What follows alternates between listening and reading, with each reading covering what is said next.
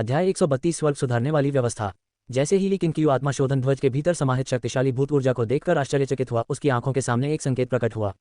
ये देखते हुए कि आपने पहली बार किसी साधक का वध करके साधना के मार्ग पर प्रतिस्पर्धा करने की अपनी योग्यता सिद्ध कर दी है, आपको विरासत पुरस्कार प्राप्त करने का अवसर दिया जाता है। अच्छा, कितना सुखद आश्चर्य। ली किंग का मूड अच्छा था और फिर उसने अपना ध्यान आत्मा शोधन ध्वज पर केंद्रित किया। उसने अनगिनत पीड़ित आत्माओं को देखा जो टिड्डियों के झुंड की तरह उस स्वतंत्र स्थान में मंडरा रही थीं।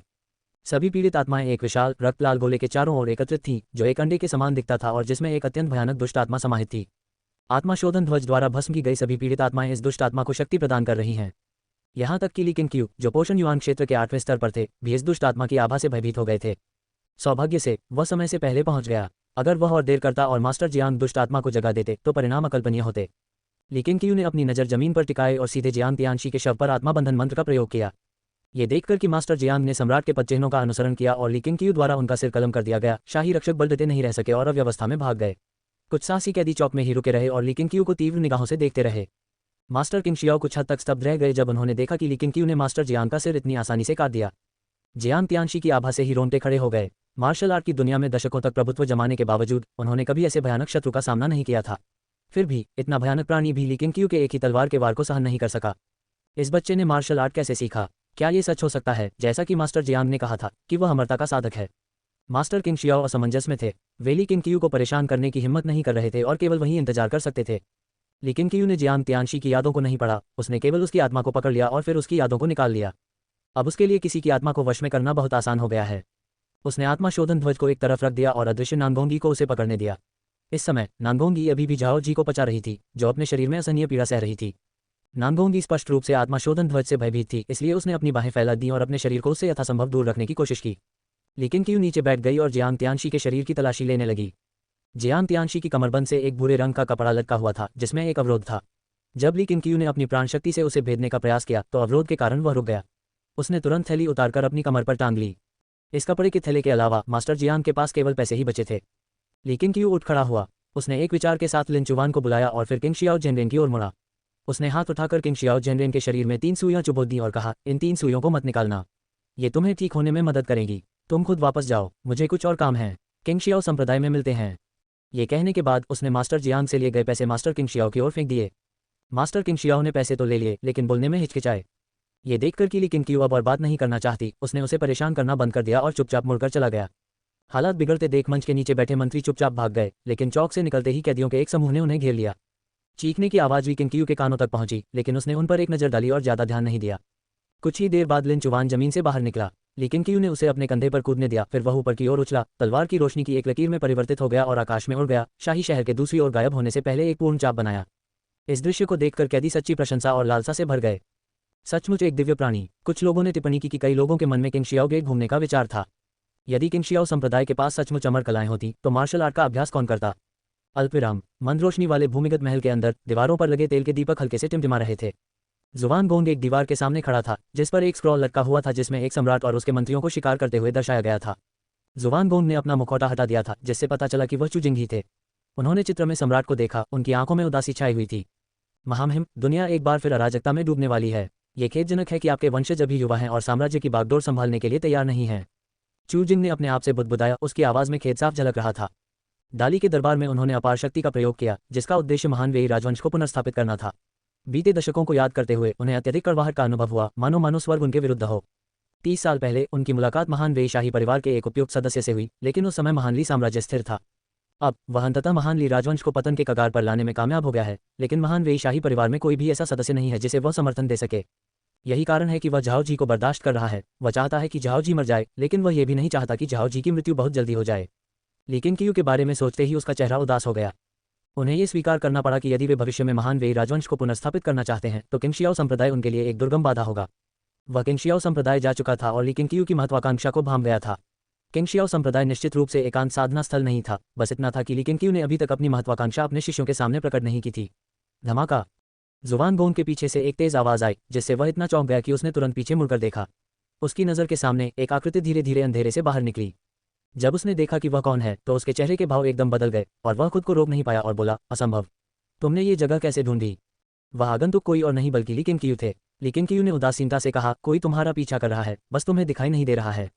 ये सुनकर जुवान गोंग भयभीत हो गया। उसका चेहरा गुस्से से लाल हो गया और उसने दांत पीसते हुए कहा, लेकिन क्यू, क्या तुम अब भी मुझे मारना चाहते हो?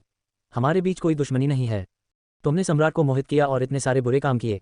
क्या तुम्हें लगता है कि तुम्हारे मन में उनके प्रति कोई द्वेष नहीं है? लेकिन क्यू ने ठंडे लहजे में उससे पूछा और उसकी ओर बढ़ने लगी। हालांकि चू जिंग की उसके और किंगशियाओ संप्रदाय के प्रति वफादारी कम नहीं थी, लेकिन इसे उसके पाप धुल नहीं सकते थे। उसे क्षमा कर दो और ली किंगक्यू को स्वयं पर, अपने गुरु पर और अपने साथी शिष्यों पर शर्म आएगी। ये सुनकर जुवानगोंग का चेहरा और भी अप्रिय हो गया। क्या तुम्हें राक्षसी संप्रदाय मिला? ली किंगक्यू ने पूछा। जुवानगोंग ने गहरी सांस ली और कहा, मैंने ही वास्तव में दानव संप्रदाय की स्थापना की थी। मूल रूप से इसका उद्देश्य झाओ जी को सिंहासन पर आसीन होने में मदद करना था, लेकिन उनके सिंहासन पर आसीन होने के बाद दानव संप्रदाय बदल गया। उन्होंने गुरु जियान की बात सुनी और अमरता का अमृत प्राप्त करना चाहा, जिसके कारण दानव संप्रदाय को उनके लिए संतान की तलाश करनी पड़ी। हालांकि मैं अनिच्छुक था, लेकिन वह सम्राट थे। तुम्हारी मार्शल आर्ट की कुशलता को देखते हुए मास्टर जियान को मारना मुश्किल नहीं होता, फिर भी तुमने मास्टर जियान को झाओ जी को वश में करने दिया, जिसका अर्थ है कि तुम झाओ जी के व्यवहार को मौन रूप से स्वीकार करते हो। ज्यादा से ज्यादा तुम्हें उस पर दया आती है। बिल्कुल सही। मेरे विचार से महान वेई राजवंश के लिए कुछ लोगों की बलि देना उचित है। एक बार महान वेई राजवंश की पुनर्स्थापना हो जाए तो दुनिया के लोग निश्चित रूप से शांति से रहेंगे। लेकिन क्यों, अपने आप से पूछो, क्या महान ली राजवंश वास्तव में तुम्हारी सुरक्षा के लायक है? क्या मेरे बिना भी इस दुनिया में अन्याय कम हो जाएगा? सम्राट गाओजू समेत झाओ परिवार के सभी लोग ऐसे बदमाश हैं जो अपने लक्ष्य को प्राप्त करने के लिए किसी भी हद तक जा सकते हैं। ये दुनिया मूल रूप से नानेगोंग परिवार की थी। जैसे जैसे जुवानगोंग बोलता गया, उसका लहजा उन्मादपूर्ण होता गया, उसका चेहरा क्रोध और घृणा से विकृत हो गया। लेकिन क्यों उसके सामने रुक गई। दोनों के बीच की दूरी 10 कदम से भी कम थी। अगर आपके पास कहने के लिए कुछ अंतिम शब्द हैं तो कह दीजिए। आखिरकार आप किंगशियाओ संप्रदाय के शिष्य हैं। ये शब्द सुनकर जुवानगोंग चौंक गया। उसे उम्मीद नहीं थी कि ली किंगक्यू इतनी जल्दी उसकी पहचान जान लेगा, लेकिन ध्यान से सोचने पर उसे कोई खामी नजर नहीं आई। ली किंगक्यू से उसका ज्यादा संपर्क भी नहीं था। हालांकि जब उसने ली किंगक्यू के अविश्वसनीय तरीकों के बारे में सोचा तो उसे राहत महसूस हुई। जुवानगोंग ने कड़वाहट से हंसते हुए कहा, लगता है मैं सचमुच हार गया हूँ। मैं जानना चाहता हूँ, क्या आपके पास जो मार्शल आर्ट है वह एक साधना तकनीक है? ली किंगक्यू ने उत्तर दिया, जी हाँ, इसमें किंगशियाओ संप्रदाय की तकनीकें भी शामिल हैं। हमारा किंगशियाओ संप्रदाय मार्शल आर्ट का अभ्यास नहीं करता, बल्कि अमरता की साधना करता है। ये सुनकर जुवानगोंग को अचानक समझ आ गया कि क्या हो रहा है, और उसकी आंखों में पछतावे की एक झलक दिखाई दी। उसी क्षण उसके मन में एक विचार आया। यदि वह सत्ता त्याग दे और साधना के तरीकों को सीखने के लिए किंगशियाओ संप्रदाय के भीतर काम करने पर ध्यान केंद्रित करे तो क्या उसका जीवन पूरी तरह से एक नया मोड़ ले लेगा। इसमें कोई आश्चर्य की बात नहीं कि तुम यहाँ आ सके। क्या मास्टर जियांग मर गए हैं? जुवानगोंग ने ली किंगक्यू से जटिल स्वर में पूछा। वह और झाओ जी दोनों मेरी तलवार से मारे गए। मास्टर जियांग भूतों को वश में कर सकते हैं, फिर भी तुम डरते नहीं हो? जुवानगोंग ने आश्चर्य से पूछा और बताया कि पिछली रात जब उसने मास्टर जियांग को भूत बुलाते देखा तो वह भयभीत हो गया, जिससे सांसारिक दुनिया के बारे में उसकी समझ उलट गई। अगर भूत सचमुच मौजूद हैं तो क्या उसके द्वारा किए गए बुरे कर्म अनगिनत पीड़ित आत्माओं को आकर्षित नहीं करेंगे? लेकिन क्यू ने उत्तर दिया, मैं वास्तव में भूतों से नहीं डरती और आप भी नहीं डरते, लेकिन आप यह नहीं जानते। जुवानगोंग को उसकी बात समझ नहीं आई, पर अब इससे कोई फर्क नहीं पड़ता था। उसने कड़वी मुस्कान के साथ कहा, सचमुच इस दुनिया में अमरता प्राप्त करने का एक तरीका है। मैंने जो गोली ली थी वह वाकई अमरता की गोली थी। लगता है कि तथाकथित स्वर्ग सुधार सरणी सचमुच मौजूद है। स्वर्ग सुधार सरणी क्या है? लेकिन क्यू ने पूछा। जुवानगोंग ने उत्तर दिया, वह एक गुप्त नियमावली थी जो मुझे 100 साल पहले मिली थी। उसमें एक ऐसी संरचना का वर्णन है जो पृथ्वी को अपने आरेख के रूप में उपयोग करती है। ये भूमिगत गहराई में मौजूद आध्यात्मिक ऊर्जा को आकर्षित कर सकती है, जिससे इस भूमि की मार्शल आर्ट समृद्ध होती है। मूल रूप से मैं शाही नगर को आरेख के रूप में उपयोग करना चाहता था, ताकि तथाकथित आध्यात्मिक ऊर्जा शाही नगर में भर जाए और फिर इसका उपयोग अपनी मार्शल आर्ट को उच्च स्तर तक सुधारने के लिए कर सकूं। हालांकि मास्टर जियांग को यह बिल्कुल पसंद नहीं था और वे मुझे लगातार बाधा डालते रहे। झाओ जी भी मेरे प्रति बहुत ही उदासीन था और वह केवल अमरता का अमृत प्राप्त करना चाहता था। लेकिन क्यू को हेवन मैंडिंग एरे में दिलचस्पी हो गई और उसने पूछा, क्या आपके पास ये मैनुअल है? जुवानगोंग ने तुरंत उसे अपनी छाती से निकाला और लेकिन क्यू की ओर फेंकते हुए कहा, मुझे कल रात किसी बुरी घटना का पूर्वाभास हुआ था, इसलिए मैं इसे अपने साथ ले आया था। चूंकि तुम एक साधक हो तुम इसे अच्छी तरह समझ पाओगे। मरने से पहले मैं तुमसे एक बात पूछना चाहता हूँ। लेकिन क्यू को जुवानगोंग से इतनी बेफिक्री की उम्मीद नहीं थी, लेकिन स्वर्ग सुधार सरणी की खातिर वह जुवानगोंग के अनुरोध को मानने के लिए तैयार था। व्याख्या करना, महान वेई शाही परिवार का इकलौता वंशज आपके किंगशियाओ पर्वत में आ चुका है। आशा है आप उसका अच्छे से ख्याल रखेंगे। झाओ परिवार गुप्त रूप से नानगोंग वंश के वंशजों का शिकार कर रहा है। उस समय झाओ यान ने मेरे द्वारा प्रशिक्षित नानगोंग वंशजों में से एक की हत्या कर दी थी, इसीलिए मैंने उसके खिलाफ कार्रवाई की। ये बच्चा अभी छोटा है और उसे सही गलत की समझ नहीं है, दुनियादारी की तो बात ही छोड़िए। जुवानगोंग ने ली किंगक्यू को गंभीरता से देखा, उसकी आंखों में विनती भरी हुई थी। लेकिन क्यू ने उत्तर दिया, चूंकि वह किंगशियाओ संप्रदाय का शिष्य है इसलिए मैं स्वाभाविक रूप से उसकी रक्षा करूंगा। लेकिन भविष्य में वह क्या करेगा ये पूरी तरह से इस बात पर निर्भर करता है कि उसका हृदय अच्छा है या बुरा। जुवानगोंग मुस्कुराया और फिर अपनी आंखें बंद कर लीं। तलवार की रोशनी की एक चमक। लेकिन क्यू ने जुवानगोंग का सिर काट दिया और खून दीवार पर फैल गया। जुवानगोंग का सिर जमीन पर लुढ़क गया, लेकिन उसके चेहरे पर मुस्कान थी। अध्याय 133 भूत साधक इंद्रधनुषी तलवार आत्मा। जुवानगोंग की हत्या करने के बाद लेकिन क्यू न तो वहां से गया और न ही इधर उधर घूमा, वह स्थिर खड़ा रहा और प्रतीक्षा करता रहा। किसी व्यक्ति की मृत्यु के बाद उसकी आत्मा प्रकट होती है और आत्मा को विलीन होने में 7 दिन लगते हैं। वह ये देखना चाहता था कि मानव जगत में देवताओं और आत्माओं के भूत कैसे दिखाई देते हैं।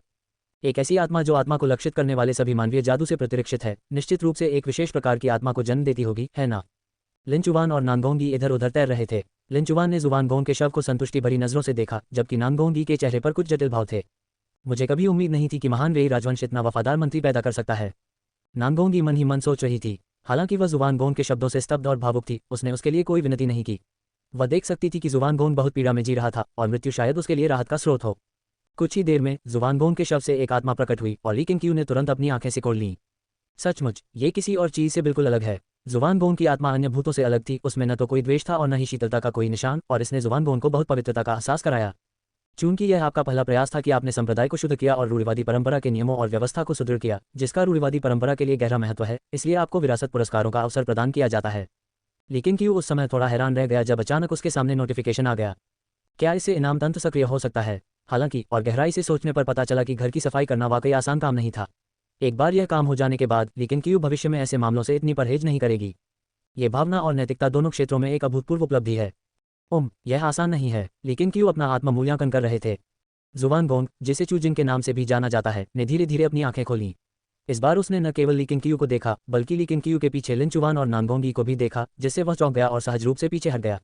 ली किंगक्यू मन ही मन आश्चर्यचकित थी। मानव जगत में भूत और देवता वास्तव में भिन्न थे और भूत बनते ही वे स्वतंत्र रूप से विचरण कर सकते थे।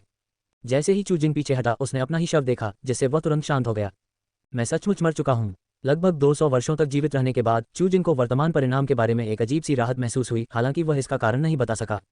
लेकिन क्यू ने दाववादी पैनल को ऊपर उठाया और देखा कि चूजिंग के चित्र के किनारों पर एक रहस्यमय आभा थी और उसका चेहरा काला पड़ गया था, जिससे उसे एक भूतिया आभा मिल रही थी।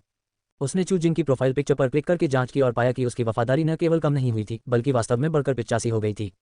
इसका अर्थ क्या है? चूजिंग ने ली किंगक्यू की ओर देखकर पूछा। तुम मुझे देख सकते हो, है ना?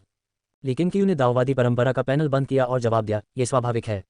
चूजिंग ने लिन चुवान और नानगोंगी की ओर देखा और पूछा, क्या वही लोग थे जो पहले मेरा पीछा कर रहे थे?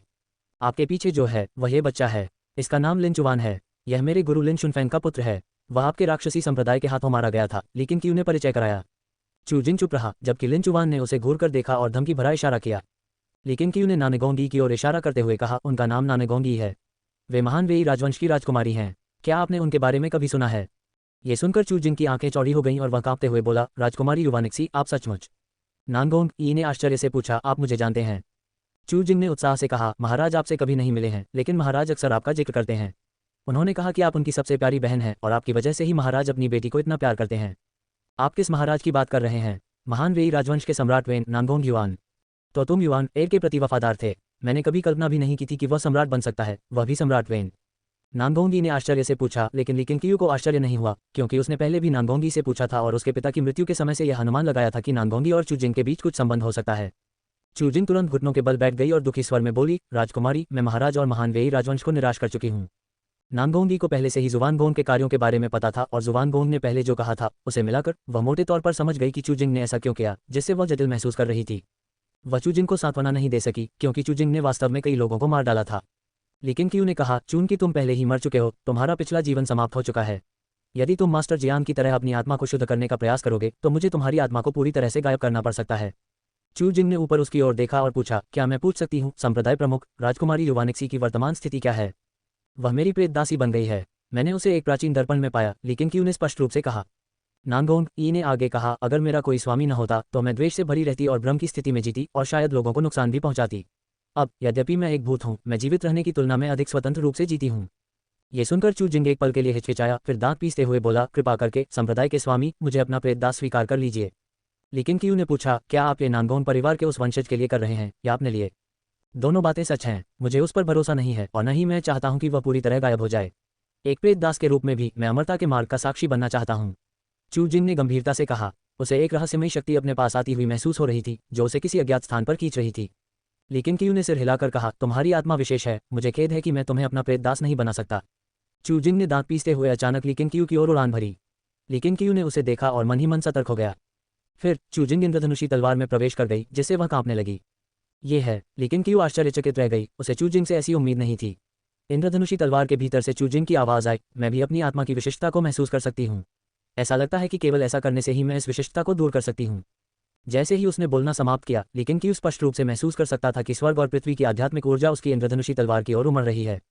उसकी इंद्रधनुषी तलवार में कुछ बदलाव दिखने लगे। वह सतर्क रहा और इंद्रधनुषी तलवार को कसकर पकड़े रहा। नानगोंगी और लिन चुवान भी युद्ध के लिए तैयार होकर आ गए। यहाँ तक कि नानगोंगी को भी चूजिंग पर पूरी तरह भरोसा नहीं था, क्योंकि चूजिंग के भूत में परिवर्तित होने से उन्हें एक अवर्णनीय भय का अनुभव हुआ, मानो वे किसी प्राकृतिक शत्रु का सामना कर रहे हों। लेकिन क्यू ने पूरे 3 घंटे इंतजार किया। 3 घंटे बाद स्वर्गीय इंद्रधनुषी तलवार से घना काला धुआं निकला, जो एक प्रेत जैसी आकृति में तब्दील हो गया, और वह कोई और नहीं बल्कि चूजिंग थी। लेकिन क्यू आश्चर्यचकित रह गया। उसे लगा कि चूजिंग सम्राट जुवान तलवार के भीतर मौजूद 1000 साल पुरानी तलवार की आत्मा बन गई है और पूरी तरह से स्वर्गीय इंद्रधनुषी तलवार में विलीन हो गई है। कृपया मुझे आपको अपना गुरु स्वीकार करने की अनुमति दे, चूजिंग ने ली किंग की ओर देखते हुए दृढ़ता से कहा। लेकिन क्यू ने उसे गौर से देखा, फिर तुरंत अपनी जीवन शक्ति तियानहोंग तलवार में प्रवाहित कर दी। इसके तुरंत बाद उसने महसूस किया कि चूजिंग की आत्मा सक्रिय रूप से उससे जुड़ गई है। तलवार आत्माएं भूतदासों से भिन्न होती हैं।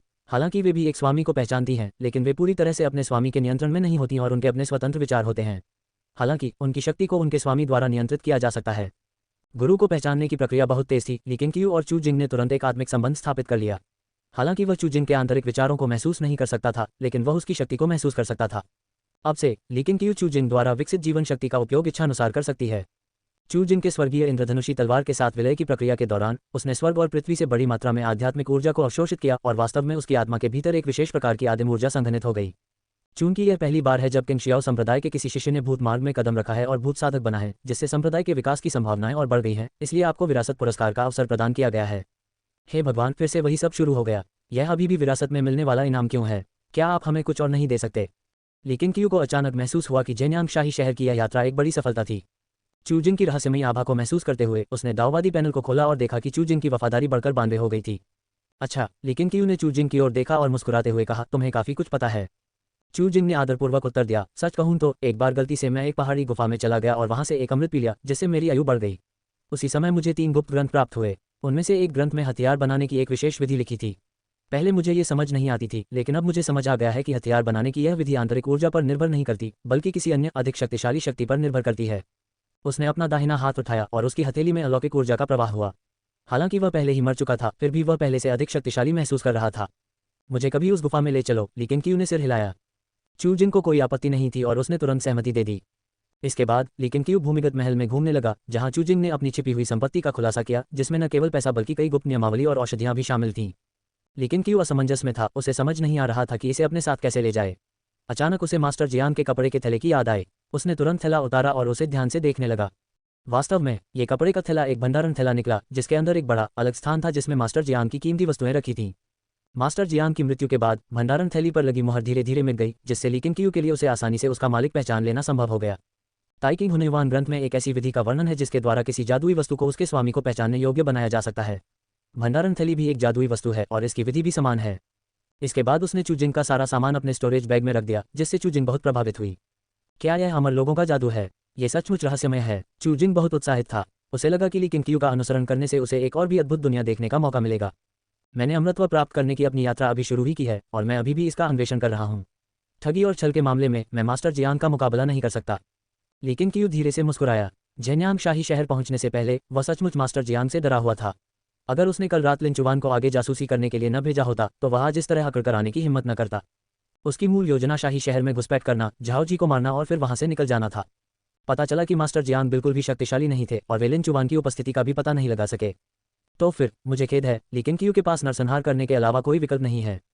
चूजिंग ने बेबसी से अपना सिर हिलाया। उसे अचानक याद आया कि लेकिन क्यू ने कहा था कि वह मास्टर जियान को भी मार सकता है, जिससे वह थोड़ा उदास हो गया। वह भी मास्टर जियान से डरा हुआ था। चलो चलते हैं, अब गुरु जियान की विरासत ग्रहण करने का समय आ गया है। लेकिन क्यू मुड़ा और अंधेरे में चला गया। उसके पीछे चूजिंग, नानगोंगी और लिन चुवान तैरते हुए अंधेरे में गायब हो गए।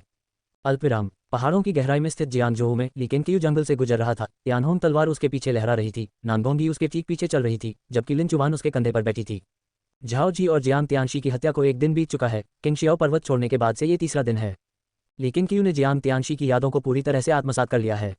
इस पर्वत के नीचे अमर साधक की गुफा छिपी हुई है, जिसने जियांग तियानशी को साधना के मार्ग पर अग्रसर किया था। साधक की गुफा को लूटने के बाद लेकिन क्यू अपने शिष्यों से किए गए 3 दिन के वादे को पूरा करने के लिए जल्द से जल्द किंगशियाओ संप्रदाय लौटेंगे। अध्याय 134 स्वर्ग के नीचे नंबर 1, भाग्य का चयन। मास्टर जियांग की स्मृति के अनुसार लेकिन क्यू ने पर्वत में प्रवेश करने के आधे घंटे से भी कम समय में साधक की गुफा ढूंढ ली थी। ये गुफा बहुत एकांत में नहीं थी, लेकिन पर्वत सांसारिक दुनिया से बहुत दूर था और निकटतम गांव 200 मील दूर था, इसलिए लगभग कोई भी यहाँ नहीं आ सकता था। घुमावदार सुरंगों से गुजरने के बाद लेकिन क्यू माथे पर शिकन लिए एक गुफा कक्ष में दाखिल हुआ। गुफा पूरी तरह से खाली थी। स्वर्गीय इंद्रधनुषी तलवार से अलौकिक ऊर्जा निकली जो चू जिन के शरीर में समाहित हो गई। उसने भौहें चढ़ाकर कहा, किसी ने मुझसे पहले ही यह बात कह दी। ये सच है, मास्टर जियान 20 वर्षों से अधिक समय से शाही शहर में हैं और उन्होंने कभी झेन्यांग शहर नहीं छोड़ा, वापस आने की तो बात ही छोड़िए। लेकिन क्यू ने चारों ओर नजर डाली, उनका चेहरा शांत था और उन्होंने कहा, ऐसा लगता है कि इस दुनिया में एक और साधक का जन्म होगा। उन्हें निराशा नहीं हुई क्योंकि मास्टर जियांग ने गुफा में हर चीज़ की तलाशी ले ली थी। सबसे कीमती खजाना आत्मा शोधन ध्वज था और बाकी सब दवाइयों के फॉर्मूले, दवाइयों की नियमावली, ताबीज, गुप्त नियमावली आदि थे। मास्टर जियांग बहुत चालाक हैं। उन्होंने अपने छोड़े हुए गुप्त नियमावली के कुछ पन्ने फाड़ दिए हैं। अगर किसी के हाथ वह नियमावली लग गई तो उसका हाल भी जाओ जी जैसा ही होगा, यानी वह नियमावली को समझ नहीं पाएगा, जो कि सबसे अच्छा परिणाम होगा। उनका स्वभाव धीरे धीरे चिड़चिड़ा होता जाएगा, यहाँ तक कि वे बेकाबू भी हो सकते हैं। चलो, वापस जाने का समय हो गया है। लेकिन क्यू मुड़ी और गुफा के प्रवेश द्वार की ओर चल पड़ी। चू जिंग ने तियानहोंग तलवार में प्रवेश किया और उसे आगे की ओर तैरने के लिए नियंत्रित किया। नानगोंगी और लिन चुवान ने ज्यादा कुछ नहीं कहा और तुरंत ली किंग क्यू के पीछे चल दिए। गुफा से बाहर निकलने के बाद ली किंग क्यू ने सीटी बजाकर शियाओबा को बुलाया। वह उछला, जंगल से बाहर कूदा, शियाओबा की पीठ पर उतरा और किंग शियाओ पर्वत की ओर चल पड़ा। अल्पविराम। लिंग शियाओ अकादमी के बाहर पूर्व पर्वत द्वार के सामने ली सिजन चट्टान के किनारे पर खड़ा था और माथे पर शिकन लिए दूर तक देख रहा था। झांग यूचुन लिंग शियाओ आंगन से बाहर निकला। वह मूल रूप से यूलिंग हॉल जा रहा था, लेकिन उसे देखकर वह उसके पास आ गया। चिंता मत करो, तुम्हारा बड़ा भाई आज जरूर वापस आ जाएगा, झांग यूचुन ने आश्वस्त करते हुए कहा। ली सिजन ने उसकी ओर मुड़कर पूछा, अगर वे वापस न आए तो क्या होगा? शुरुआत में उसे ली किंग क्यू पर पूरा भरोसा था, लेकिन जैसे जैसे तीसरा दिन नजदीक आता गया उसकी बेचैनी बढ़ती गई। ली किंग क्यू द्वारा स्वयं को बलिदान करने की आशंका से वह घबरा गई। वह कल्पना भी नहीं कर सकती थी कि उनके बड़े भाई के बिना वे क्या करेंगे। मैं जरूर वापस आऊंगी, इसमें कोई शक नहीं, झांग यूचुन ने दृढ़ता से कहा। उनकी बात सुनकर ली सिजन को काफी तसल्ली मिली। झांग यूचुन ने आगे कहा, इस बारे में ध्यान से सोचो।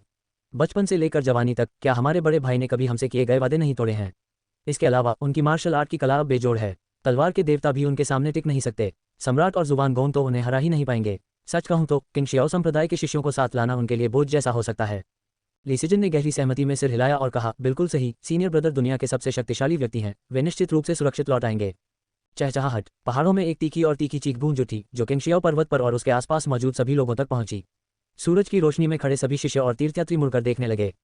उन्होंने एक विशाल काले चील को अपने पंख फड़फड़ाते हुए उनकी ओर उड़ते देखा। पिछले 2 दिनों में ही पहाड़ पर आए लोगों को छोड़कर बाकी सभी ने उस काले चील को पहचान लिया।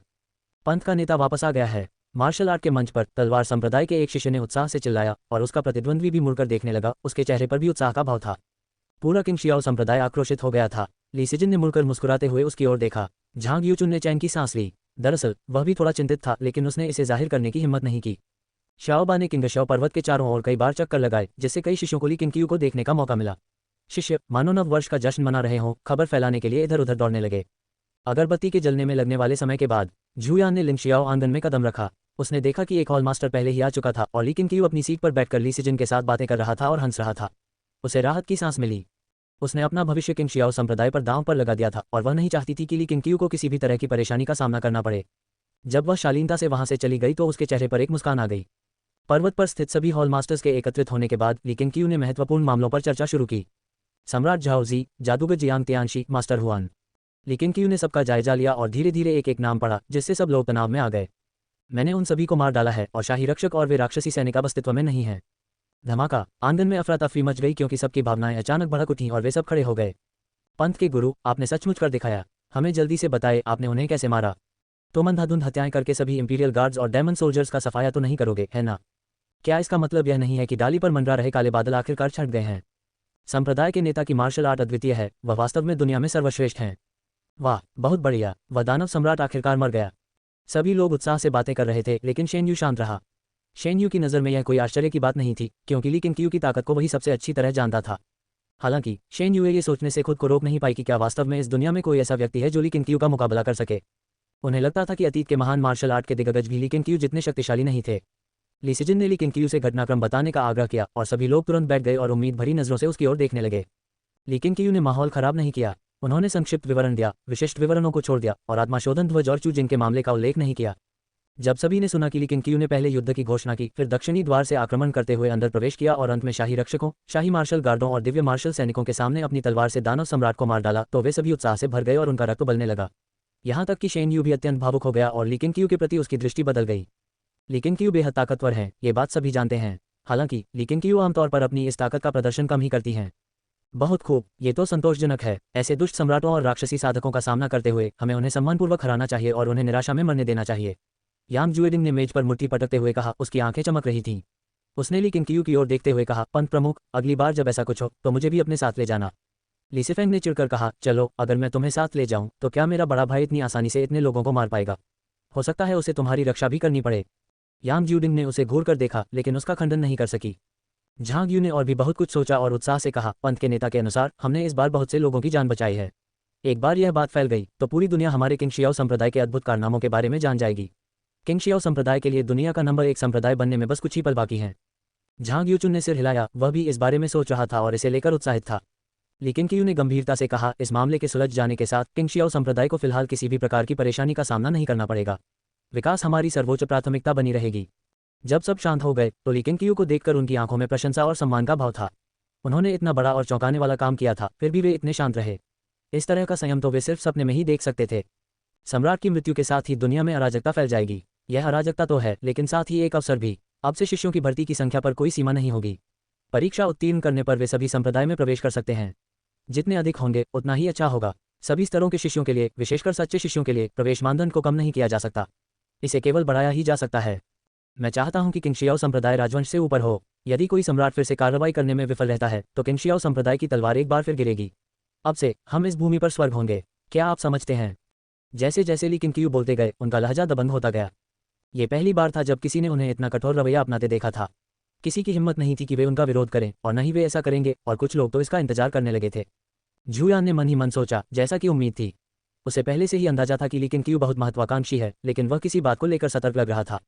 सचमुच उसने सम्राट को भी आसानी से मार डाला। भला दुनिया में कौन किंगशियाओ संप्रदाय के उदय को रोक सकता है?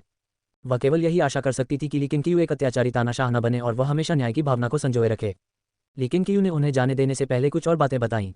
वह आराम करने के बजाय तियानहोन तलवार उठाकर पहाड़ के पीछे जंगल की ओर चल पड़ा। वह तीनों विरासत पुरस्कारों को अनलॉक करने के लिए बेसब्री से इंतजार कर रहा था। जादू के अलावा उन्हें पृथ्वी ताबीज मैनुअल और सरनी संरचनाओं के मूल अभिलेख जैसी विरासतें प्राप्त करने की आशा थी, जो किंगशियाओ संप्रदाय की ताओवादी शाखाओं का विस्तार कर सकती थीं। लेकिन किंगकियू के लौटने के बाद किंगशियाओ संप्रदाय के शिष्य ये जानने के लिए उत्सुकता से पहाड़ पर चढ़ गए कि क्या उनके संप्रदाय के नेता की जेन्यांग शाही शहर की यात्रा सफल रही थी। शाही पैतृक हॉल में लौटने के बाद झांग यूचुन ने तुरंत किसी को एक नोटिस लिखने का आदेश दिया, जिसे बाद में किंगशियाओ गेट के सभी महलों में चिपका दिया गया। सम्राट और दुष्ट ताओवादी दोनों ही संप्रदाय के नेता की तलवार से मारे गए। ये खबर किंगशियाओ संप्रदाय में आग की तरह फैल गई, जिससे कुलीन परिवार और तीर्थयात्री स्तब्ध रह गए। आखिर उसने ये सब सिर्फ 3 दिनों में कैसे कर दिया? क्या वह सचमुच जेन्यांग शाही शहर तक उड़ान भर सकता था? प्रमुख परिवारों के सदस्य जानकारी जुटाने के लिए पहाड़ से नीचे उतरे। एक अभूतपूर्व तूफान मंडरा रहा है और जल्द ही पूरे देश में कहर बरपाने वाला है, और ली किंगकियू और किंगशियाओ संप्रदाय विश्व भर में प्रसिद्ध होने वाले हैं। अल्पविराम। गुजोऊ प्रांत। किन प्रांत। किंजू मुख्य हॉल में चाय पीते हुए बैठे थे, उनकी भौहें सिकुड़ी हुई थीं। 7 राज्यों की संयुक्त सेना की करारी हार के बाद से वे बेचैन और परेशान थे। किन परिवार ने प्रांतीय राजधानी गुजोऊ में डेरा डाल लिया है, राज्यपाल का पद हथिया लिया है और शाही दरबार के खिलाफ पूरी तरह से मोर्चा खोल दिया है। यदि शाही दरबार गुजोऊ पर हमला करने के लिए सेना भेजता है तो किन परिवार का पतन निश्चित है। उन्हें सबसे खराब स्थिति पर विचार करना था। अचानक बैंगनी रंग के कपड़े पहने एक व्यक्ति हॉल में तेजी से दाखिल हुआ। उसकी जल्दबाजी भरी चाल देखकर किंजू ने भौहें चढ़ा लीं। मेरे स्वामी, सम्राट की मृत्यु हो गई है। बैंगनी रंग के कपड़े पहने वह व्यक्ति किंजुए के पास पहुंचा और उत्तेजित होकर बोला। उसका पूरा शरीर कांप रहा था और वह अपनी भावनाओं पर काबू नहीं रख पा रहा था। किंजू एक पल के लिए स्तब्ध रह गई, फिर अनजाने में बोली, क्या? फिर से कहो। सम्राट मर चुके हैं। न केवल सम्राट, बल्कि शाही रक्षक दल और दिव्य सैन्य सेना भी पूरी तरह नष्ट हो चुकी है। जेन्यांग शाही शहर के शाही रक्षक दल नेतृत्वहीन और पूरी तरह से अराजकता में है। महान ली राजवंश अब नेतृत्वहीन अवस्था में है। कहा जाता है कि दरबार के सभी मंत्री भाग गए हैं और शाही शहर में सत्ता संभालने की हिम्मत नहीं कर रहे हैं। बैंगनी रंग के कपड़े पहने व्यक्ति ने तेजी से बात की। उसका चेहरा उत्साह से लाल हो गया था। बेहद प्रसन्न होकर किंजू ने अपनी उत्तेजना को दबाते हुए पूछा, इसके पीछे कौन सी शक्ति है? ये शक्ति की बात नहीं है, यह एक व्यक्ति की बात है। किंगशियाओ संप्रदाय के नेता ली किंगकियू ने अकेले ही जेन्यांग शाही शहर पर धावा बोला, सम्राट का सिर कलम किया, राक्षसी साधकों का वध किया और सभी निषिद्ध रक्षकों और दिव्य सैनिकों का संहार किया। वह निस्संदेह इस युग के तलवारबाज अमर हैं, वास्तव में विश्व में नंबर 1। यह अविश्वसनीय है कि एक व्यक्ति इतना शक्तिशाली हो सकता है। बैंगनी रंग के वस्त्र पहने उस व्यक्ति की आवाज कांप रही थी। उसके स्वर में विस्मय और लालसा भरी हुई थी। ये सुनकर किंजू पूरी तरह से स्तब्ध रह गई। क्या ये काम एक ही व्यक्ति ने किया था? क्या ली किंगकियू वाकई इतना शक्तिशाली है? इस समय न केवल गुजोऊ प्रांत को यह खबर मिली है, बल्कि पूरे देश के सभी प्रांतों में भी इस खबर की बाढ़ आ गई है। ली किंगकियू का नाम अविश्वसनीय रूप से तेजी से पूरी दुनिया में फैल रहा है। विश्व को हिला देने वाले ली किंगकियू के बावजूद वह बेहद शांत स्वभाव के रहे। अपने संप्रदाय में लौटने के बाद उन्होंने अपनी पिछली जीवन शैली को जारी रखा और अपना अधिकांश समय साधना में व्यतीत किया। उनकी वापसी के लगभग आधे महीने बाद इसी दिन दोपहर के करीब, जब वे भूमिगत आध्यात्मिक झील में साधना कर रहे थे, उनकी आंखों के सामने एक सूचना प्रकट हुई। चूंकि आपने पहली बार विश्व के नंबर 1 का खिताब हासिल किया है, पूरे देश में प्रसिद्धि प्राप्त की है और किंगशियाओ संप्रदाय के उत्थान में महत्वपूर्ण योगदान दिया है, इसलिए आपको अपना भाग्य चुनने का एक अवसर दिया जाता है। आखिरकार यह आ ही गया। लेकिन क्यू ने लंबे समय से अनुमान लगाया था कि इस अभियान से प्राप्त प्रतिष्ठा दाववादी पुरस्कार को प्राप्त करने का कारण बनेगी, और वह सबसे ज्यादा जिस चीज की प्रतीक्षा कर रहा था वह था अपने भाग्य को चुनने का अवसर। पोषण सार क्षेत्र के 8वें स्तर पर सभी साधक लेकिन क्यू जितने शक्तिशाली नहीं होते, उनकी शक्ति उन्हें उनके भाग्य द्वारा प्रदान की गई है। उसे आशा थी कि वह और अधिक और मजबूत भाग्य गुणों को प्राप्त कर लेगा ताकि वह किंग शियाओ संप्रदाय में सबसे शक्तिशाली के रूप में अपनी स्थिति बनाए रख सके। अध्याय 135। दुनिया में हर कोई इसके बारे में बात कर रहा है। हालांकि फिलहाल ली किंग को किसी शिष्य की नियति का अनुकरण करना पसंद नहीं है, लेकिन जब तक उसे अपनी नियति चुनने का अवसर मिलता है वह बहुत सहज महसूस करता है। उसने बगल में देखा जहां चू जिंग, नानगोंगी और लिन चुवान तीनों हुनेवान शास्त्र का अभ्यास कर रहे थे। चू जिंग ने अपनी प्रबल प्रतिभा का प्रदर्शन किया और उसकी साधना गति नानगोंगी और लिन चुवान से कहीं अधिक थी, जिससे वह बहुत संतुष्ट हुआ। ये तीनों भूत भविष्य में उसकी शक्ति का हिस्सा बन जाएंगे। लिन चुवान खुफिया जानकारी जुटाने का प्रभारी था, नानगोंगी उसके लिए गड़बड़ी को ठीक करने का प्रभारी था और चू जिंग उसके लिए लड़ने का प्रभारी था। लेकिन क्यू कार्रवाई करने से पहले दुश्मन की ताकत को समझना पसंद करता है। एक बार जब वह ये जान लेता है कि कोई कमजोर है तो वह बिना किसी झिझक के हमला कर देता है, जिससे दुश्मन को बेहद भयानक परिणाम भुगतने पड़ते हैं। उसने अपनी निगाहें हटा ली और महान दानव वध स्वर्ण हाथ का अभ्यास करने लगा। महान दानव वध स्वर्ण हाथ एक आक्रामक मंत्र है जिसके लिए अभ्यासकर्ता को पहले अपने शरीर में एक शारीरिक अवरोध उत्पन्न करना आवश्यक होता है। महान दानव वध स्वर्ण हाथ का प्रयोग करते समय मंत्रोच्चार या किसी भी प्रकार की प्रारंभिक गतिविधि की आवश्यकता नहीं होती है, जिससे शत्रु को अप्रत्याशित रूप से चौंका दिया जाता है। इसकी शक्ति का वास्तविक युद्ध में ही पता चलेगा। महान दानव वध करने वाला स्वर्ण हाथ उन 3 विरासत पुरस्कारों में से एक है जिन्हें उसने प्राप्त किया। अन्य 2 विरासत पुरस्कार पंचतत्व गहन हृदय ज्वाला और जेड शुद्धता प्रतिबंध नियमावली हैं। ये दोनों विरासत पुरस्कार उत्कृष्ट हैं और किंग शियाओ संप्रदाय के विकास को बढ़ावा देंगे। पंचतत्व गहन हृदय ज्वाला का उपयोग न केवल युद्ध में बल्कि हथियार गढ़ने और औषधियां बनाने में भी किया जा सकता है। जेड शुद्धता प्रतिबंध नियमावली में विभिन्न जादुई कलाकृतियों पर लगे प्रतिबंधों का विवरण है। इस नियमावली में महारत हासिल करने से व्यक्ति को एक निश्चित स्तर की युद्ध शक्ति प्राप्त होती है, जो व्यक्तियों और संप्रदायों दोनों के लिए अत्यंत सहायक होती है। लेकिन क्यू ने तीनों मंत्र लिख लिए थे। उन्होंने जेड शुद्धता प्रतिबंध पुस्तिका जुयान और मिंग बुआन को सौंप दी, जिन्होंने स्पिरिट गैदरिंग एरे बनाया था। दोनों बहुत खुश हुए, खासकर मिंग बुआन, जिसकी वफादारी का स्तर बढ़कर 96 हो गया। चू जिंग ने अपने द्वारा प्राप्त स्वर्ग सुधार सरणी को भी लिख लिया। स्वर्ग सुधार सरणी भूमिगत आध्यात्मिक ऊर्जा को बाहर निकाल सकती थी, जिससे उसे एक दीर्घकालिक योजना मिली, स्वर्ग सुधार सरणी का उपयोग करके संपूर्ण टाइकुन पर्वत श्रृंखला को घेरना। भविष्य में सुरक्षात्मक तंत्र बनाने के लिए स्वर्ग सुधार संरचना में और अधिक संरचनाएं डाली जा सकती हैं। झाओ जी को हराने के बाद ली किंग और भी दृढ़ निश्चय हो गया, क्योंकि उसे अभी बहुत कुछ करना बाकी था। भूमिगत आध्यात्मिक झील में 2 दिन साधना करने के बाद ली किंग अंततः वहां से चले गए। उनकी स्वर्गीय इंद्रधनुषी तलवार अभी भी उनके पीछे तैर रही थी। उन्होंने उसे म्यान में नहीं रखा। यदि शिष्य उसे देख लेते तो ये बिल्कुल सही होता, जिससे धीरे धीरे किंग शियाओ संप्रदाय के प्रति उनकी धारणा बदल जाती। लिन चुवान और नानगोंग उनके पीछे पीछे तैरते हुए अपने साधना संबंधी ज्ञान का आदान प्रदान कर रहे थे। पर्वतीय मार्ग पर पहुंचकर ली किंग रास्ते के नज़ारों का आनंद लेते हुए आगे बढ़ने लगी। हाल ही में किंग शियाओमिन में सड़क निर्माण कार्य फिर से शुरू हो गया है, ताकि वाहनों और घोड़ों द्वारा पहाड़ पर चढ़ाई को सुगम बनाने के लिए एक चौड़ी सड़क बनाई जा सके। लेकिन क्यू ने जियांग तियानशी के थैले का इस्तेमाल करके शाही शहर से बड़ी रकम स्थानांतरित की, जिससे झांग युचुन बेहद उत्साहित हो गया। एक सड़क बनाने की बात तो छोड़िए, 10 और सड़कें बनाना उसके लिए कोई बड़ी बात नहीं होगी। लेकिन क्यू महल से सारा पैसा नहीं ले गया, उसने कुछ पैसा वहीं छोड़ दिया। बाद में वह पैसा किसे मिलेगा ये तो भाग्य पर निर्भर था। कुछ समय बाद वह गुफा में रहने के बारे में सोचने लगा।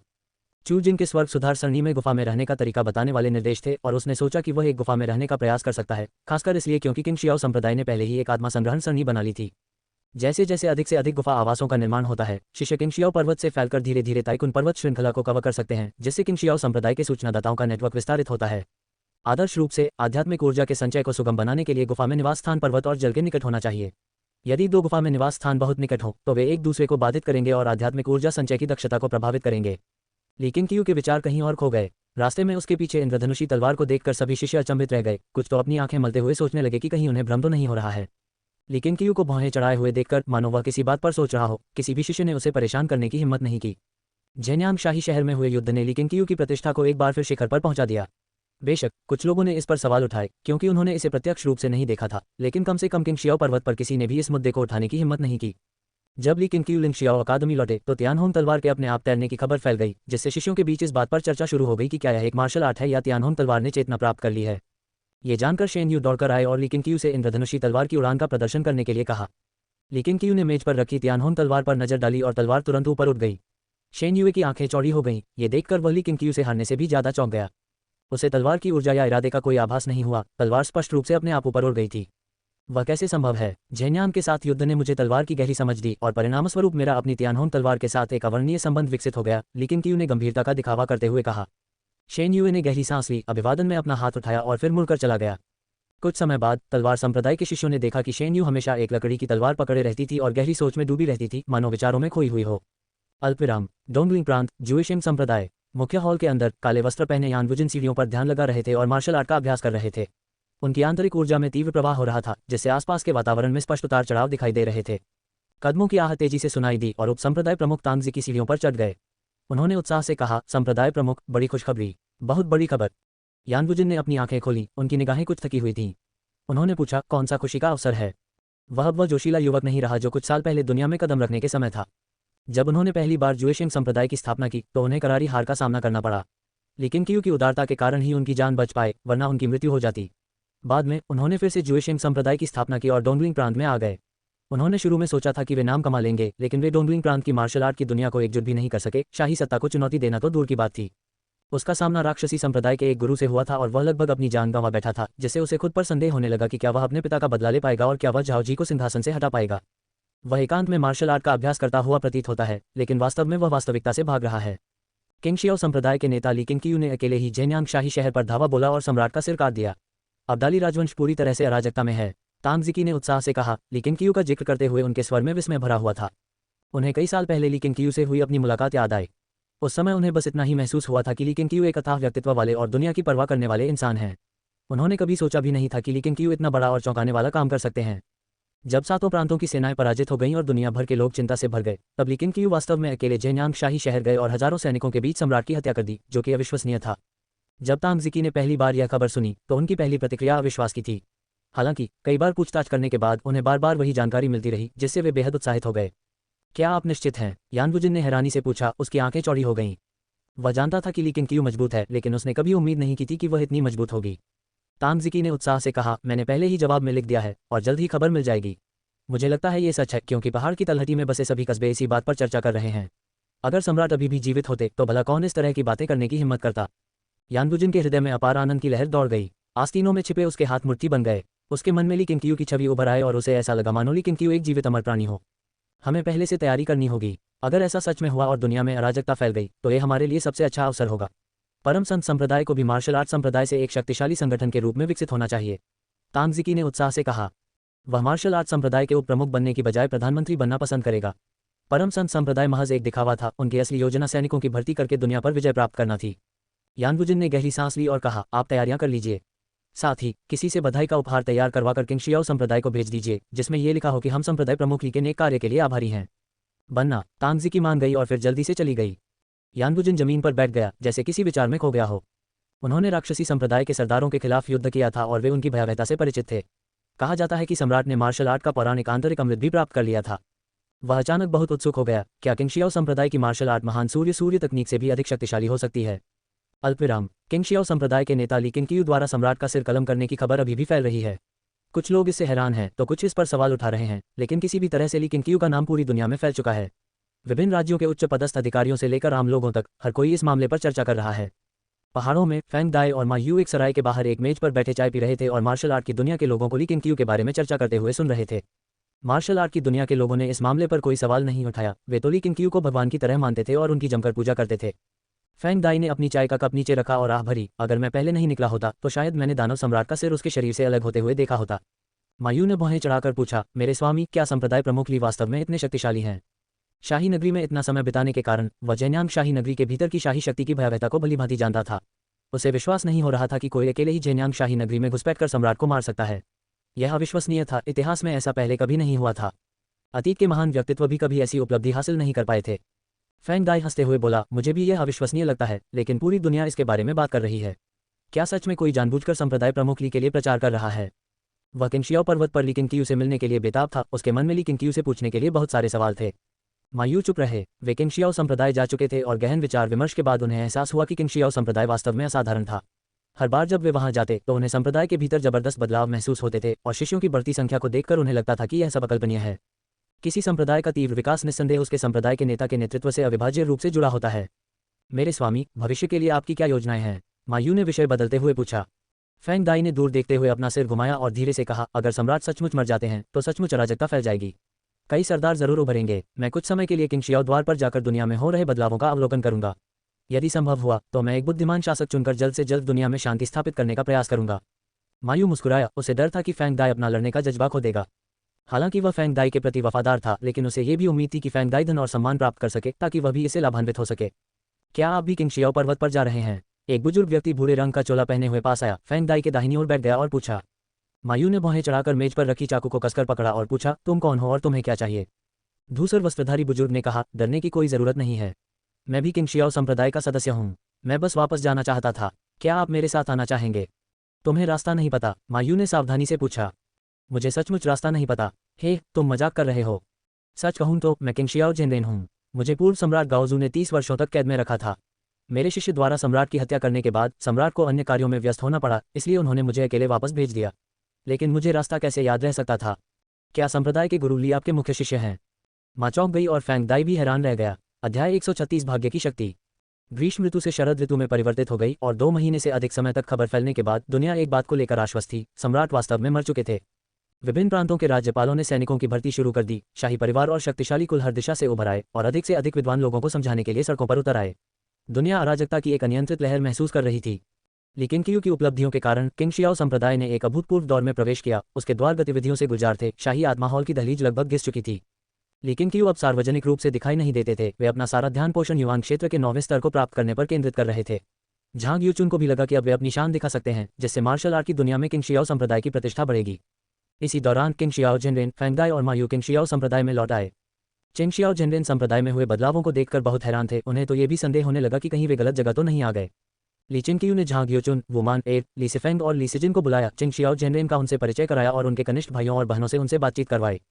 इसके बाद वे फेंग दाई और मायू से मिलने गए। कुछ औपचारिकताओं के बाद उन्होंने युआनची से उन दोनों के ठहरने की व्यवस्था करने को कहा। उसी दिन भूमिगत आध्यात्मिक झील के अंदर चूजिंग ने अपनी आंखें खोलीं और साधना कर रहे ली चिनकियू को देखा। वे खुद को रोक नहीं पाए और उन्होंने पूछा, आप तो पहले से ही अजय हैं। मैं, झाओ जी और मास्टर जियांग तो तलवार के एक ही वार से आपका मुकाबला नहीं कर सकते। फिर भी आप इतनी लगन से साधना क्यों कर रहे हैं? मार्शल आर्ट में उच्च स्तर की निपुणता होने के बावजूद वे पहले विश्राम करते थे। लेकिन ली किंगकियू का अनुसरण करने के बाद उसने देखा कि शिष्यों को उपदेश देने, भोजन करने और चर्चा करने के अलावा ली किंगकियू हमेशा साधना करते रहते थे। उसे समझ में आने लगा कि ली किंगकियू इतने शक्तिशाली क्यों थे, लेकिन वह ये नहीं समझ पा रहा था कि वे साधना क्यों करते थे। ली किंगकियू ने आंखें खोले बिना कहा, क्योंकि मुझे यह अच्छा लगता है। अच्छा लगता है? हाँ, क्या आपको नहीं लगता कि लगातार शक्तिशाली होते रहने का यह एहसास अद्भुत है? और झाओ जी की तरह मैं अमरता की खोज में लगा हूँ, लेकिन मैं वास्तव में अपने प्रयासों से खुद को एक अमर प्राणी में बदलना चाहता हूँ। लेकिन कियू के इस उत्तर ने चू जिन को गहरी सोच में डाल दिया। तभी पास की गुफा से एक आवाज़ आए, गुरुजी, क्या मैं अंदर आ सकता हूँ? आवाज़ झाओ जेन की थी। लेकिन कियू ने आंखें खोली और जवाब दिया, अंदर आ जाओ। ये सुनकर झाओ जेन तुरंत गुफा से बाहर निकला और लेकिन कियू की ओर दौड़ा। चूजिंग झाओ जेन को देखे बिना नहीं रह सका। वह पहले भी किंगशियाओ संप्रदाय में जा चुका था और झाओ जेन से मिल चुका था। झाओ जेन एक विलक्षण प्रतिभा का धनी था जिसने उसे भी चकित कर दिया था। वह ये भी जानता था कि झाओ जेन झाओ लैन का पुत्र और झाओ जी का पोता था। गुरुजी, मैंने महान सूर्ययान तकनीक को फिर से उन्नत किया है, झाओ जेन ने उत्साह से कहा और ली किंगकियू के पास पहुंचा। उसने महान सूर्ययान तकनीक को एक साधना विधि में रूपांतरित कर दिया था, लेकिन वह महान सूर्ययान तकनीक और हुनयुआन शास्त्र के बीच अंतर को महसूस कर सकता था, इसलिए वह अभी भी इसे और बेहतर बनाने का तरीका खोज रहा था। लेकिन कियू के कुछ बोलने से पहले ही उसने अपनी आंतरिक ऊर्जा का संचार शुरू कर दिया। जैसे ही उसने अपने हाथ उठाए और मानसिक तकनीक के अनुसार उन्हें हिलाया, पूरे भूमिगत आध्यात्मिक झील की आध्यात्मिक ऊर्जा उसकी ओर उमड़ पड़ी और उसके शरीर का तापमान तेजी से बढ़ने लगा। महान यांग सर्वोच्च तकनीक, ये कैसे संभव है? चूजिंग की पुतलियां अनायास ही फैल गईं, मानो उसने कुछ अविश्वसनीय देख लिया हो। वह महान यांग सर्वोच्च तकनीक के बारे में जानता था। वह झाओ परिवार का वंशज था और झाओ जी भी इसे जानता था। हालांकि जब से गुरु जियांग ने इस बुरी तकनीक को त्याग दिया था, झाओ जी ने महान यांग सर्वोच्च तकनीक को छोड़ दिया था। उसने गुप्त रूप से महान यांग सर्वोच्च तकनीक का अभ्यास भी किया था और जानता था कि यह कैसी होती है। ये बच्चा केवल 9 साल का था और उसने महान यांग सर्वोच्च तकनीक में इतनी महारत हासिल कर ली थी। उसे अचानक भाग्य की शक्ति का एहसास हुआ। लेकिन कियू के बिना भी झाओ जेन की प्रतिभा के साथ वह और झाओ जी दोनों मर गए होते। झाओ जेन का पीछा करने के लिए उसने किसी को इसलिए नहीं भेजा था क्योंकि वह झाओ जेन के पिता झाओ लैन का बहुत बड़ा प्रशंसक था। अगर झाओ लैन का उपनाम नानगोंग होता तो वह नींद में भी हंस रहा होता। जैसे ही झाओ जेन ने अपनी ऊर्जा का संचार किया, उसकी सर्वोच्च यांग ऊर्जा उसके पीछे एक अग्निगोले में संघनित हो गई, जो धीरे धीरे बड़ी होती गई, जिससे भूमिगत आध्यात्मिक झील का तापमान तेजी से बढ़ गया। लिनचुवान और नानगोंगी भयभीत होकर पीछे हट गए, जबकि चूजिंग ने झाओ जेन को उतने ही आश्चर्य से देखा। क्या ये तकनीक भूतों को भी जलन का अनुभव करा सकती है? ये लड़का। चूजिंग का चेहरा भावहीन हो गया। अमरता की साधना करने के बाद उसने पाया कि उसकी प्रतिभा मार्शल आर्ट के अभ्यास से कहीं अधिक प्रबल थी। उसे गर्व भी महसूस हुआ, यह मानते हुए कि वह अमरता की साधना के लिए ही पैदा हुआ था। लेकिन आज झाओ जेन की स्वयं निर्मित तकनीक को देखकर उसे अचानक लगा कि उसकी प्रतिभा और समझ कुछ भी नहीं है। लेकिन कियू भी कुछ हद तक हैरान थे। उन्हें उम्मीद नहीं थी कि झाओ जेन ने महान सूर्य तकनीक को इतनी उन्नत कर लिया होगा। उनकी प्राण शक्ति तो बड़ी ही थी, साथ ही वे स्वर्ग और पृथ्वी की आध्यात्मिक ऊर्जा का उपयोग करके अपनी प्राण शक्ति को और भी बढ़ा सकते थे। अद्भुत। झाओ जेन द्वारा बनाई गई अग्निगोली को बड़ा होते देख ली किंगकियू ने तुरंत कहा, ठीक है, रुक जाओ। झाओ जेन तुरंत रुक गए और ली किंगकियू की ओर आशा भरी निगाहों से देखने लगे। बहुत बढ़िया जैन प्र, तुम अब तक के सबसे प्रतिभाशाली व्यक्ति हो, इसमें कोई शक नहीं। तुम्हारी वर्तमान महान सूर्य तकनीक इतनी उन्नत है कि इसे किंगशियाओ संप्रदाय के इतिहास में दर्ज किया जा सकता है और संप्रदाय तुम्हारे सम्मान में एक स्मारक बनवा सकता है। क्या तुम इसे शास्त्र मंडप में शामिल करवाना चाहोगे और क्या तुम अपने लिए एक स्मारक बनवाना चाहोगे? ली किंगकियू ने गंभीरता से कहा। झाओ जैन अत्यंत प्रसन्न हुआ और तुरंत बोला, जी हाँ बिल्कुल, मेरे द्वारा बनाई गई सभी तकनीकें और मार्शल आर्ट शास्त्र मंडप में शामिल की जा सकती हैं। आखिरकार मेरी रचनाएं आपसे ही उत्पन्न हुई हैं गुरुजी, आप ही इन सब का स्रोत हैं। लेकिन क्यों मुस्कुराया, ये सोचकर कि यह युवक कितना होशियार है। झाओ जैन द्वारा तकनीकों को बनाने में इतनी मेहनत करने का कारण वास्तव में एक स्मारक का निर्माण करना था। किंगशियाओ संप्रदाय में कई शिष्य थे जो मिंगुआन का अनुकरण करना चाहते थे और संप्रदाय में महान योगदान देने वाले व्यक्ति बनना चाहते थे। उस स्मारक के साथ मिंगुआन संप्रदाय के अन्य प्रतिभाशाली लोगों से भी अधिक चमक उठा। झाओ जैन ली किंगकियू के करीब आया और अपने अन्य विचारों के बारे में बात करने लगा, जिसे ली किंगकियू ध्यान से सुन रहा था। चूजिंग उसके बगल में बैठा ये दृश्य देख रहा था, कुछ अचंभित सा।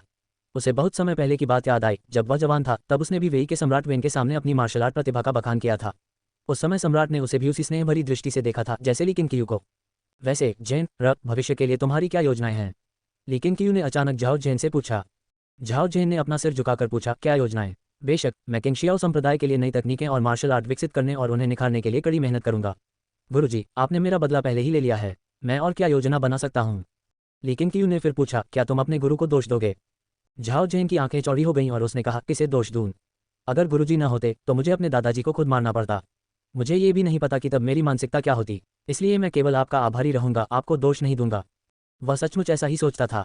बेशक, वह अपने गुरु के अद्वितीय मार्शल आर्ट कौशल की और भी अधिक लालसा रखता था, जो अकेले ही हजारों सैनिकों को पराजित करने में सक्षम था। लेकिन कियू ने झाओ जैन के अनिश्चित भविष्य के बारे में सोचा। झाओ जी और जुवानगोंग दोनों मर चुके थे, क्या उसे और भी व्यक्तियों का सामना करना पड़ेगा? गहन विचार करने पर न तो झाओ जी और न ही जुवानगोंग ने वास्तव में झाओ जैन को धमकी दी थी, और लेकिन कियू झाओ जैन की ओर से कार्य नहीं कर रहा था। उसे चिंता थी कि भविष्य में झाओ जैन को और भी बड़ी व्यक्तियों का सामना करना पड़ेगा। दुनिया में फैली अराजकता के बीच शाही वंश के सदस्य के रूप में क्या आप सम्राट बनना चाहते हैं? लेकिन कियू ने मुस्कुराते हुए पूछा, मानो अनौपचारिक बातचीत कर रहा हो। झाओ जैन ने सिर हिलाया और कहा, छोड़ो, मैं सम्राट बनने के योग्य नहीं हूँ। मैं केवल मार्शल आर्ट का अभ्यास करना चाहता हूँ और मैं अपने वंशजों से मृत्यु तक लड़ना नहीं चाहता। लेकिन कियू को उनसे इतनी खुले विचारों वाली होने की उम्मीद नहीं थी। लेकिन कियू इससे प्रसन्न थे। वास्तव में वे झाओ जैन को किंगशियाओ संप्रदाय में ही रखना चाहते थे। झाओ जैन की प्रतिभा और भाग्य एक सम्राट के लिए बहुत उपयुक्त थे। आज मैं तुम्हें एक और अनूठी कला सिखाऊंगा, लेकिन कियू ने धीरे से कहा और खड़े हो गए। झाओ जैन की आंखें चमक उठीं और वे तुरंत इसके लिए उत्सुक हो गए। चूजिंग की भावनाएं और भी जटिल होती गईं। जिस शाही सत्ता को वे सबसे अधिक महत्व देते थे, उसे झाओ जैन ने इतनी आसानी से त्याग दिया था।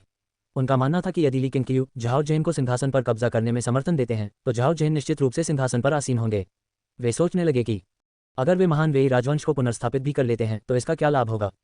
सम्राट वेन, जिनकी वे सेवा करते थे, कभी वापस नहीं लौटेंगे। शाही पूर्वजों का हॉल। आज फिर से झांगपिंग की काम करने की बारी थी। अपने काम पूरे करने के बाद वह कुर्सी पर बैठ गया और एक लंबी आह भरी।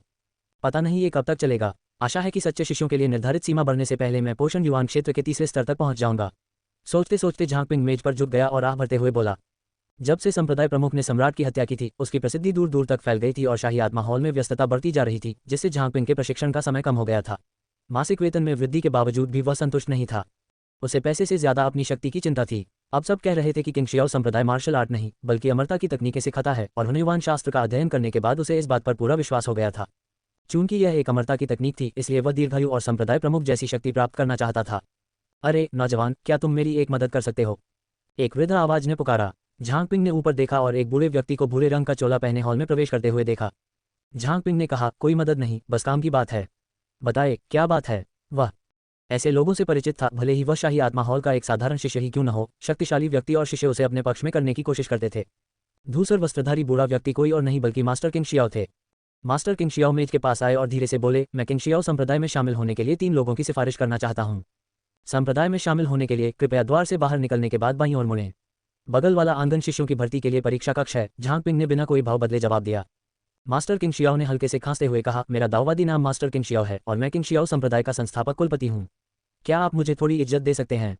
झांगपिंग ने आश्चर्य से उनकी ओर देखा तो पाया कि उन्होंने अपनी ठुड्डी ऊपर उठाई, जिससे उनके चेहरे पर घमंड झलक रहा था। मैंने कभी किसी संस्थापक कुलपति के बारे में नहीं सुना। अगर कोई था भी तो अतीत का किंगशियाओ संप्रदाय वर्तमान से अलग था।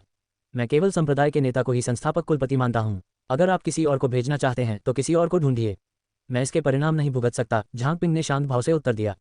उसने केवल इतना सुना था कि संप्रदाय के नेता और हॉल मास्टर्स का एक ही गुरु था, जिसका नाम लिन शुनफेंग था। इसी लिन शुनफेंग ने अमरता की खोज में 7 युवा संप्रदाय नेताओं को त्याग दिया था, जिसके परिणामस्वरूप किंगशियाओ संप्रदाय ने कुछ ही वर्षों में तेजी से विकास किया। अगर लिन शुनफेंग वापस लौटकर यह जान ले कि किंग शियाओ संप्रदाय के पास अमरता की तकनीकें हैं तो वह क्या सोचेगा।